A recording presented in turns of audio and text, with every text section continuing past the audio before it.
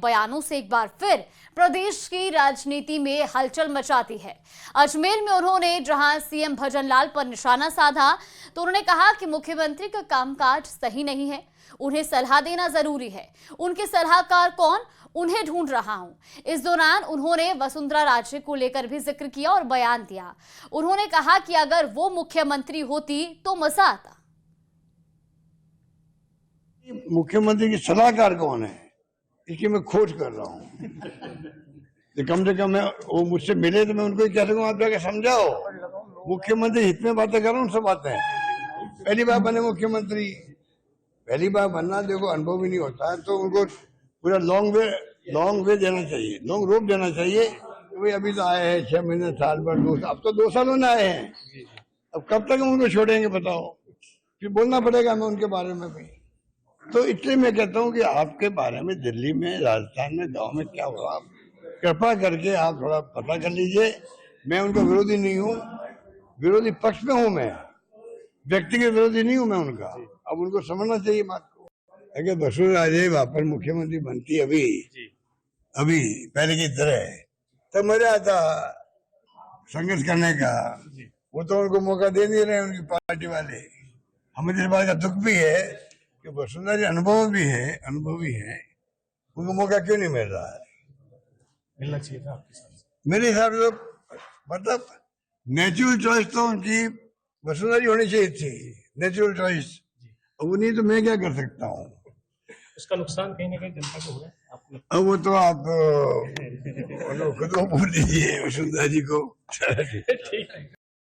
काशी मथुरा की बातें कर रहे हैं, ये बातें उचित नहीं है, ये और आग भड़का देंगे देश के अंदर।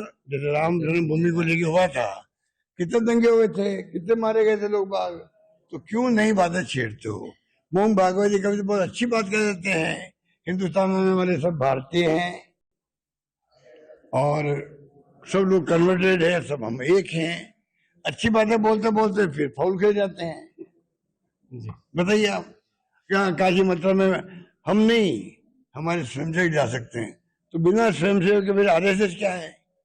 मैं मोहन भागवत जी पुणे रहता हूँ, आपने कह दिया भाई आरएसएस भागने लगी, हमारे स्वयंसेवकों को छूट है, तो भाई स्वयंसेवक की छूट है, स्वयंसेवकों से ही आरएसएस है ना, मतलब तो ये बातें क्यों कर रहे हो। ये एक नया सगुफा छोड़ दिया है, पूरा देश चिंतित है, अभी बोल नहीं रहा है, इंतजार कर रहा है ये किस दिशा में जाना चाहते हैं। तो वहीं पूर्व मुख्यमंत्री अशोक गहलोत ने सचिन पायलट को उनके जन्मदिन पर शुभकामनाएं दी और सोशल मीडिया प्लेटफॉर्म एक्स पर उन्होंने एक तस्वीर साझा करते हुए लिखा कि राजस्थान के पूर्व उप मुख्यमंत्री सचिन पायलट को जन्मदिन पर हार्दिक शुभकामनाएं।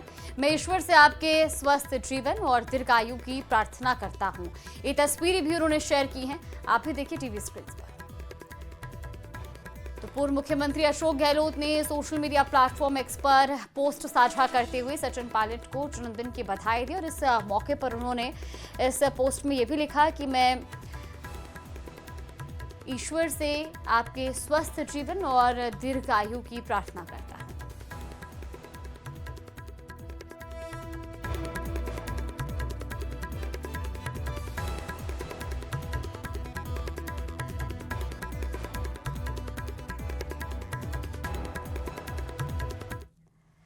तो भाई मुंबई में गिरगांव चौपाटी पर लाल बाग के राजा के विसर्जन में भक्तों का सैलाब उमड़ा हुआ है। ढोल ताशों की गूंज और गणपति बप्पा मोरिया के जयकारों के साथ गणपति जी को नम आंखों से विदाई दी गई और ये तस्वीरें भी आपको दिखा रहे हैं। दरअसल नम आंखों से बप्पा की विदाई हुई और इस विसर्जन में अनंत अंबानी भी शामिल हुए हैं। देखिए तस्वीरें आपको दिखा रहे हैं टीवी स्क्रीन पर। तो इस मौके पर रिलायंस इंडस्ट्रीज लिमिटेड के निदेशक अनंत अंबानी भी मुंबई के लालबाग के राजा के पंडाल में भगवान गणेश की मूर्ति के विसर्जन के लिए आयोजित यात्रा में शामिल हुए हैं। तस्वीरें भी आपको दिखा रहे हैं, लालबाग के राजा की भव्य और दिव्य विदाई हो रही है।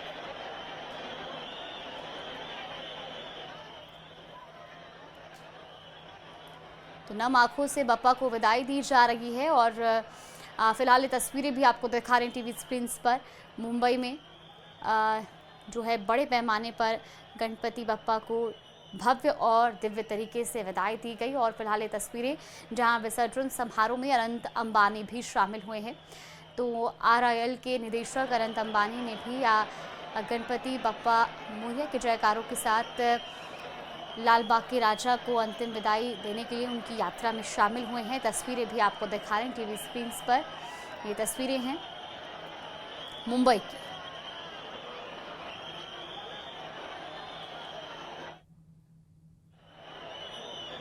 और अभी दो तस्वीरें आपको दिखा रहे हैं टीवी स्क्रीन पर। देखिए पहली तस्वीर आप देख सकते हैं जहाँ कितने भव्य तरीके से जो है और दिव्य तरीके से लाल बाग के राजा को विदाई दी गई। और दूसरी तस्वीर आपको दिखा रहे हैं जहाँ इस विसर्जन समारोह में अनंत अंबानी भी शामिल हुए।